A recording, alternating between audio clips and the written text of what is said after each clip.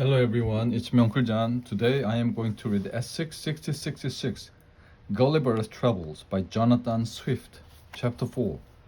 Gulliver escapes from Lilliput. I soon discovered that the Flimnap, one of the king's highest officials, was my secret enemy.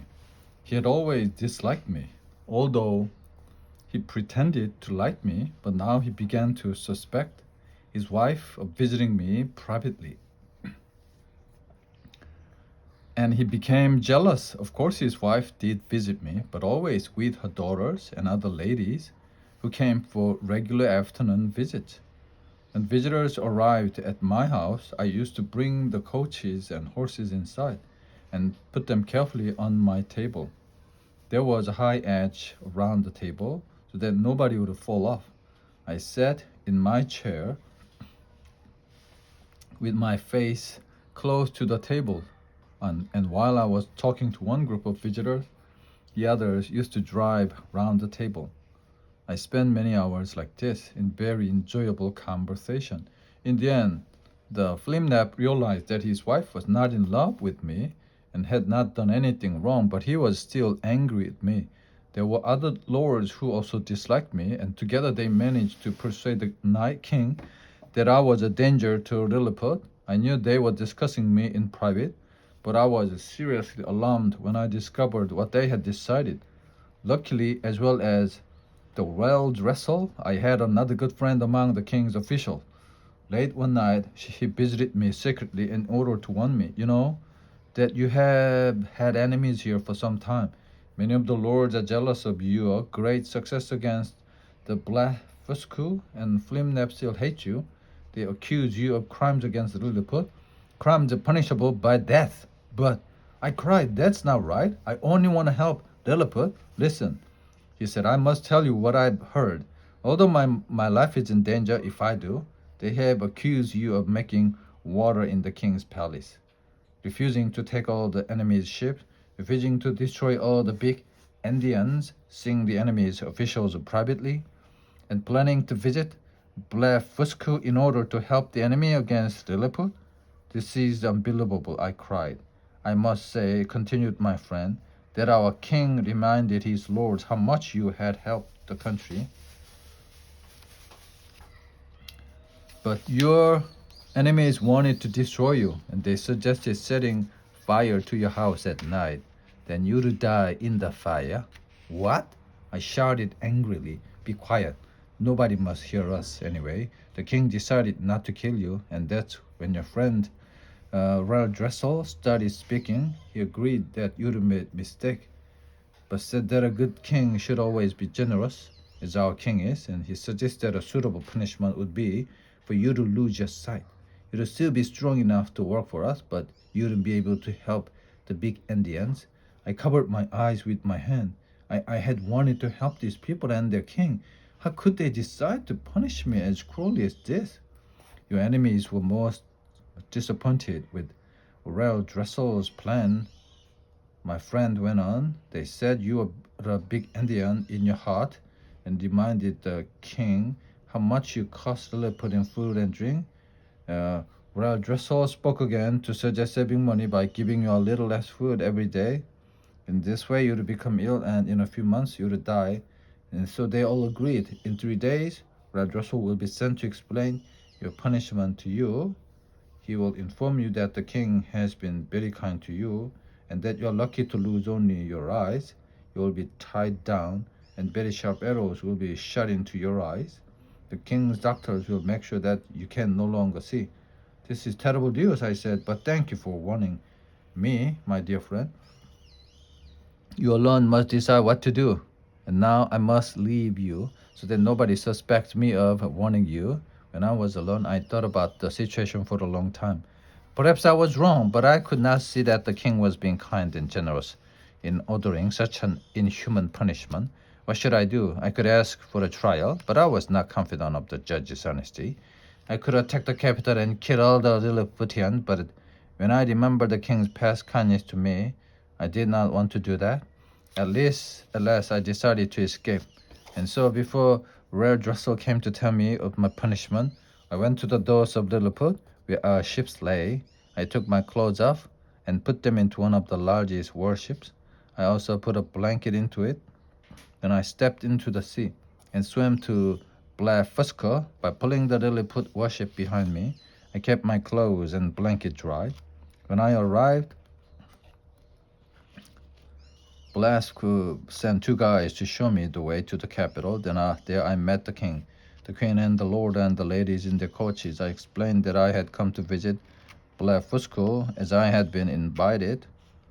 However, I did not say anything about the punishment waiting for me in Lilliput. They welcomed me warmly that night. As there was no the building big enough for me, I slept on the ground, covered by my blanket. It was not as comfortable as my bed in Lilliput, but I did not mind. I didn't spend long in Blasco, only 3 days. After my arrival, I noticed a boat in the sea near the beach. It was a real boat, large enough for me. Perhaps it had been driven there by a storm. I swam out to it and tied ropes to it. Then, with the help of 20 of Blefuscu's ships and 3,000 sailors, I pulled it onto the beach. It was not badly damaged, and it was exciting to be able to start planning my journey back to England and my home. During this time, the king of Lilliput had written to ask the king of Blefuscu to send me back as a prisoner so that I could receive my punishment. King Blefuscu, however, replied that I was too strong to be taken prisoner, that I would soon be returning to my country anyway. Secretly, he invited me to stay and help him in Blefuscu, but I no longer believed in the promises of kings or their officials, so I politely refused. I was now impatient to start my voyage home, and the king ordered his workmen to repair the boat and prepare everything I needed. I had made up 100 cattle and 300 sheep to eat on the journey, and I also had some live animals to show to my friends in England. About 1 month later, I left Blefuscu. On September 24, 1701, the king, the queen, and the lords and ladies all came down to the beach to wave goodbye. After sailing all day, I reached a small island where I slept at night. On the third day, I saw a sail and was delighted to discover that it was an English ship. On its way home to England, the captain picked me up and I told him my story. At first, he thought I was mad, but when I took the live animals out of my pocket to show him, he believed me. We arrived home at last, April 13, 1702, and I saw my dear wife and children again. At first, I was delighted to be at home again. I earned quite a lot of money by showing my Lilliputian animals to people, and in the end, I sold them for a high price. But as the days passed, I became restless and wanted to see more of the world, and so only 2 months later, I said goodbye to my family and sailed away again. Chapter 5, A Voyage to Brobdingnag.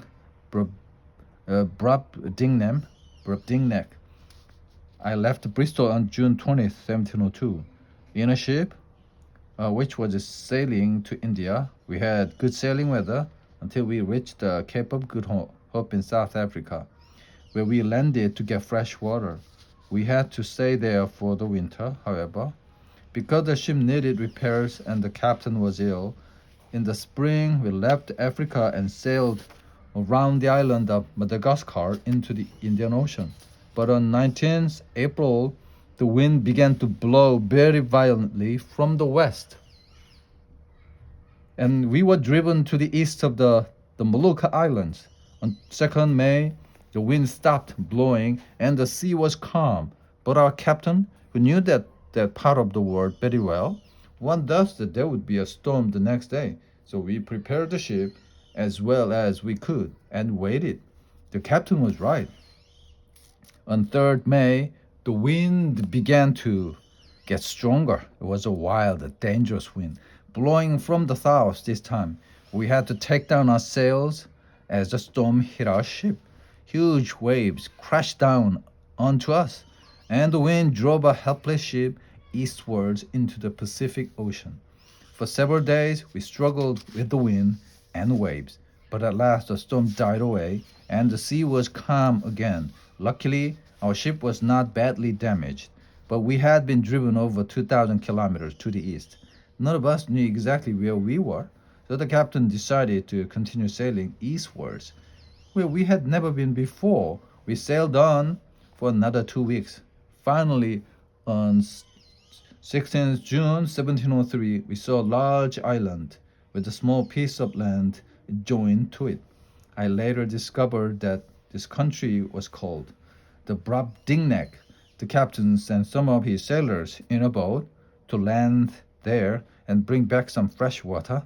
I went with them because I was interested in seeing a new country.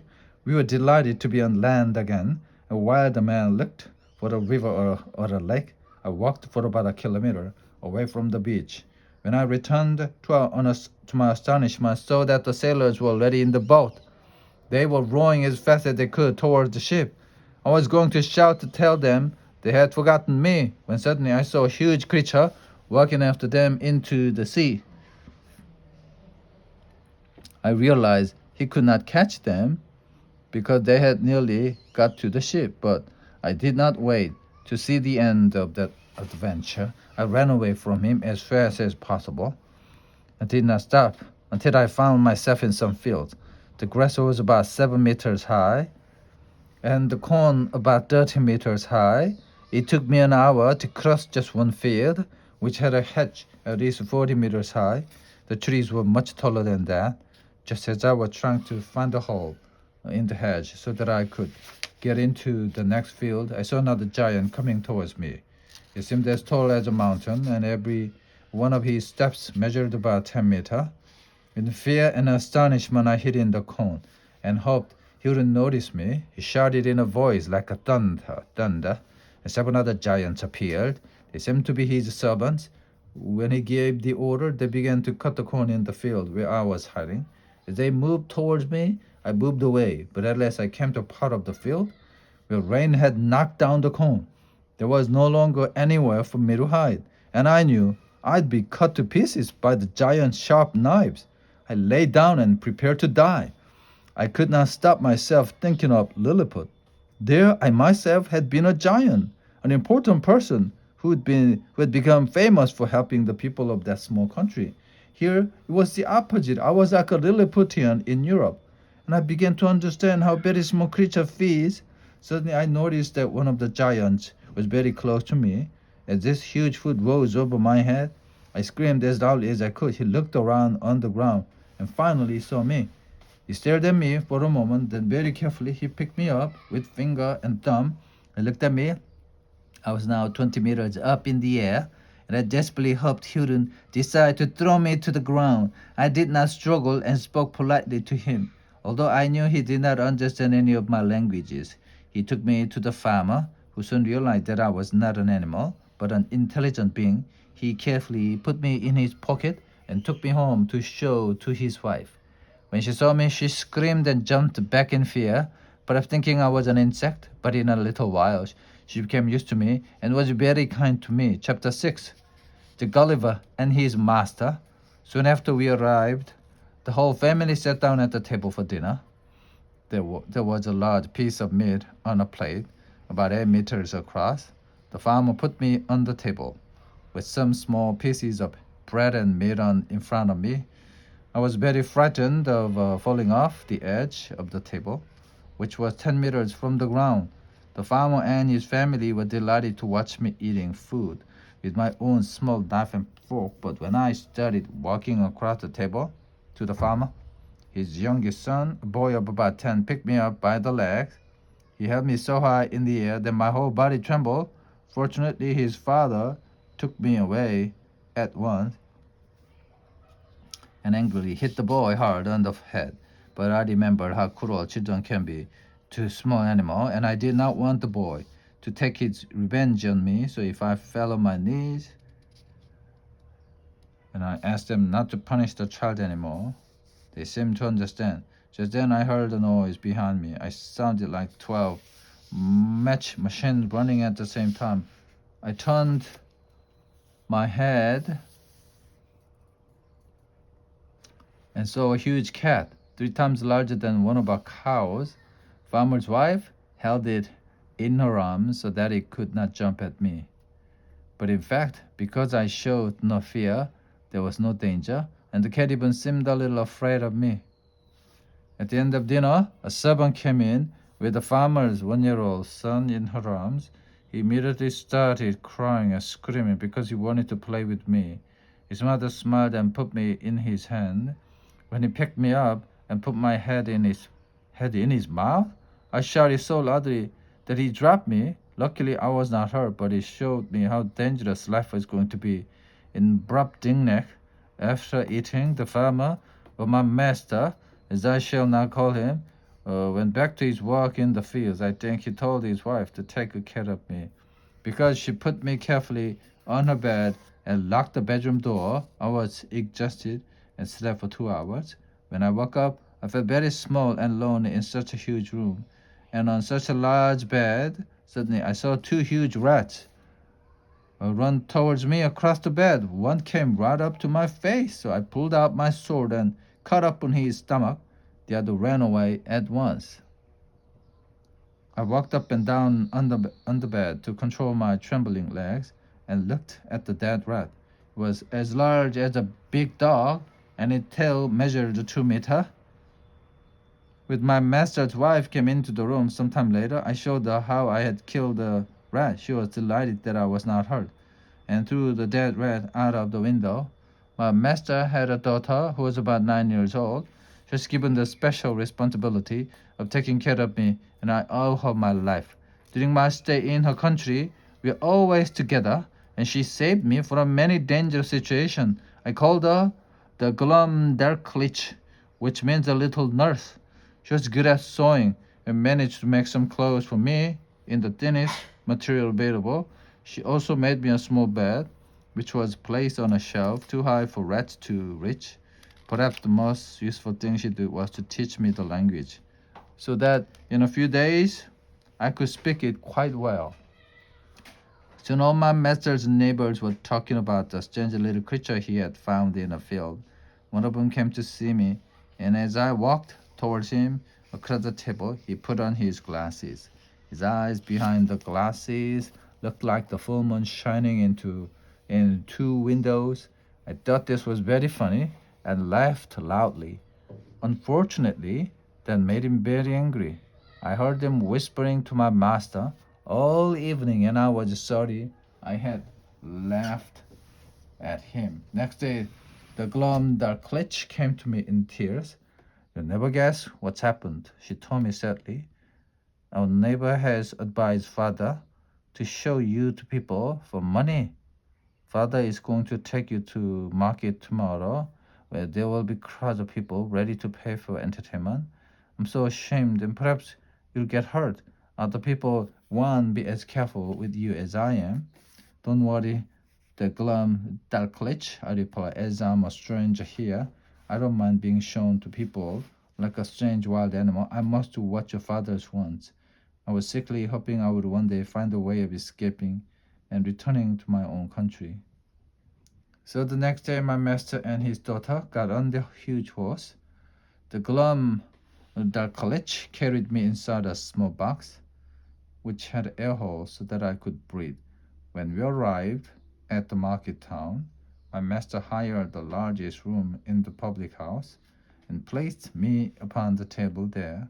His daughter stayed close to me to make sure that nobody hurt me. I was told to speak in the language, pull out my sword, drink from a cup, do other things to amuse the crowd. Only 30 people were allowed in to see me at one time. On that first day, everybody wanted to see me, and I was just shown to over 350 people. My master plan was so successful that he arranged to show me again on the next market day. I did not look forward to this at all. I was tired with the journey and the entertainment that I could only walk and speak with the difficulty for the next 3 days. Even when we were at home, neighbors and friends from all parts of the country came to look at me. And my master made me work hard to amuse them, so I had almost no rest. My master finally realized that he could make a fortune by showing me to people all over the country. So about 2 months after my arrival in the Brobdingnek, we left the farm and started our journey to the capital. As before, Glumdarklich came with us to take care of me. On the way, we stopped in many towns and villages so that I could be shown to people. At last, after a journey of nearly 5,000 kilometers, we arrived at the capital. Now I had to walk even harder as people came to look at me 10 times a day. Chapter 7. At the King's Palace. Although the Glumdalclitch tried to make things as comfortable as possible for me, such an exhausting life was beginning to have a bad effect on my health. I was becoming thinner and thinner.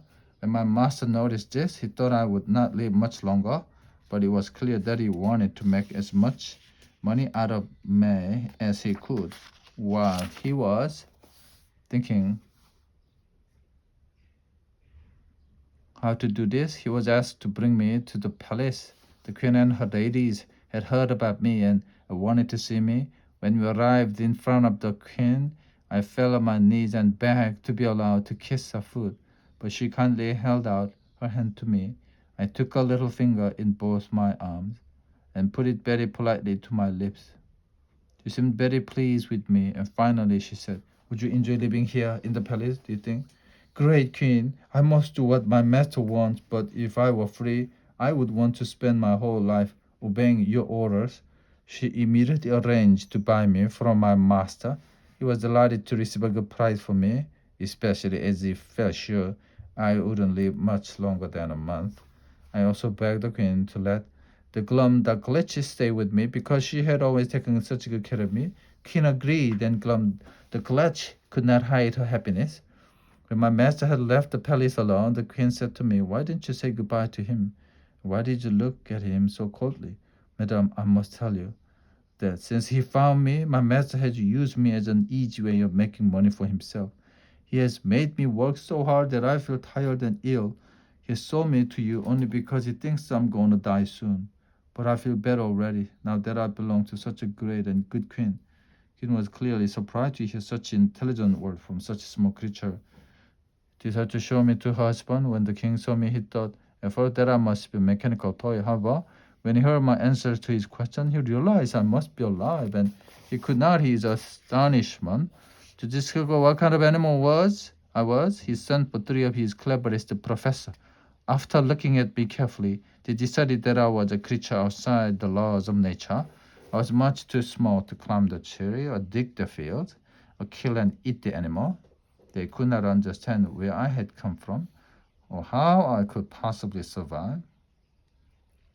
When I told them that in my country there were millions just like me, they did not believe me but just smiled. However, the king was more intelligent than they were. After speaking to Glumdalclitch and questioning me again, he realized that my story must be true. They took very good care of me. The queen's workmen made a special bedroom for me. It was a wooden box with windows, a door, and two cupboards. The ceiling could be lifted up so that the Glumdalclitch could change my sheets and tidy my room. The workmen even made me two little chairs and a table and a lock for the door so that no rats could get in.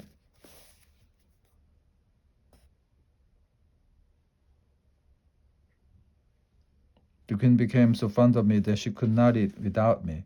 My small table and chair were always placed on the dinner table near her left elbow, and Glumdalclitch stood near me in case I needed her help. I ate off tiny silver plates with silver knives and forks, but I never got used to seeing the queen eat. In one mouthful, she ate as much as 12 English farmers could eat in a whole meal. She drank from a cup as big as one of our barrels, and her knives were like a huge swords. I was quite frightened of them. On Wednesday, which is the day of rest in the Brobdingnag, like a Sunday, the king and queen always had dinner together with their children in the king's room. I was usually invited too. My little chair and table were at the king's left elbow. He enjoyed very much hearing me talk about England, our laws, our universities, our great building. He listened so politely that I perhaps talked a little too much about my dear country. In the end, he looked at me kindly, but could not stop help himself laughing. He turned to one of his lords. "How amusing it is," said to him, "that an insect like that they should talk of such important matter. He thinks his country is so highly developed, but I suppose even tiny creatures like him have a hole in the ground that they call a home. They argue, they love, they fight, and they die, as we do. But of course the poor little animals on our level. I could not believe what I was hearing. He was laughing at my country. A country famous for its beautiful cities and palaces. Its great kings and queens. Its brave and honest people, but there was nothing I could do about it. I simply had to accept the situation. The worst problem I had at the palace was the queen dwarf. Until I arrived, he had always been the smallest person in the country. He was about 10 meters tall, as I was much smaller than him. He was very rude to me and behaved very badly, especially when nobody was looking. Once he took a large bone from the table and stood it on the queen's plate. Then he took me in both hands and pushed my legs into the top of the bone. I could not pull myself out and had to stay there, feeling and looking extremely stupid. When the queen finally saw me, she couldn't stop herself laughing, but she was angry with the dwarf at the same time. In Brobdingnak, there are large numbers of flies. In summer, these awful insects, such each as big as an English bird, give me no peace.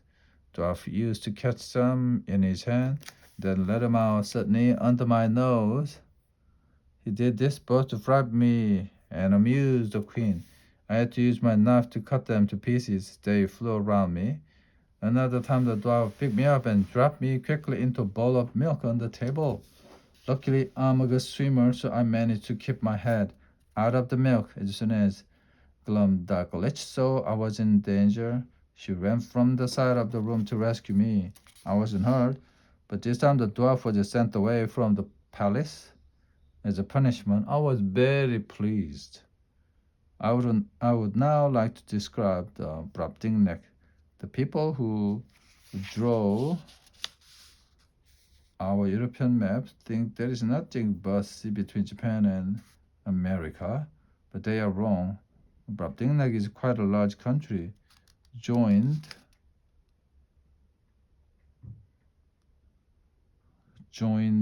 on to Northwest America, but separated from the rest of America by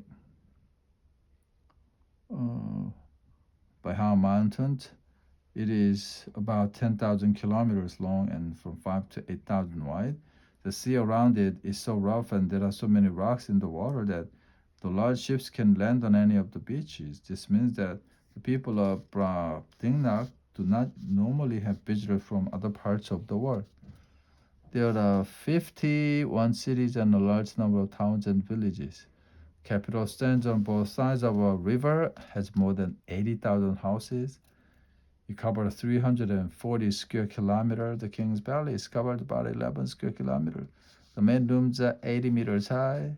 Palace kitchen is huge. If I described it, with its great pots on the fire and the mountains of food on the table, perhaps you wouldn't believe me. Travelers are often accused of not telling the truth when they return. To avoid this happiness happening to me, I'm being careful to discover what I saw as exactly and carefully as possible. The end.